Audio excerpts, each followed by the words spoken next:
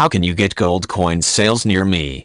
Over the past few months we've seen the price of gold head higher. Just recently many investment analysts have predicted the price to continue its meteoric rise with $1.500 ounces cited by year-end and $2.000 ounces within the next 18 months. Over the past decade gold has returned an average of over 25% a year.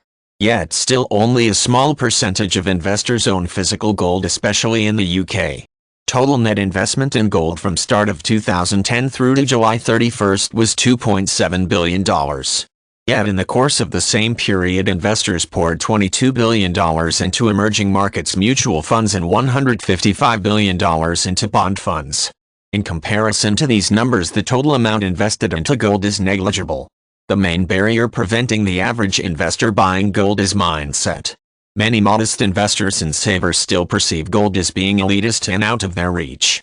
They don't realize that you can buy a sovereign coin for just over £200 or tiny gold bars for £50 or less. Certainly the US retail market is at least 10 years ahead of the UK market in terms of the average person owning some gold as part of their portfolio. It's only a matter of time before we catch up. Only a small fraction of UK investors have considered alternative assets at all. Most still stick to traditional paper assets such as stocks, bonds, and cash. However, with huge losses from these assets over the past few years, more people are now opening their eyes to the world of alternatives, including gold. More are now realizing that a true balanced portfolio needs to include a wider range of assets. Traditional currencies such as the dollar sterling and the euro are now threatened, so we are gradually seeing more savers using gold as a store of wealth rather than leaving all their liquid assets in a sterling savings account. But these are still in the minority, and most savers still accept ISAs and savings accounts as the only options. Period. The next mental block is a lack of knowledge in what to buy, how to buy, and where from. While gold has been around for centuries, it remains a new asset class to many. The first question novice investors ask us is, should they buy gold coins, bars, or mining stocks? The options are endless and many feel they don't know who to ask to get the answers.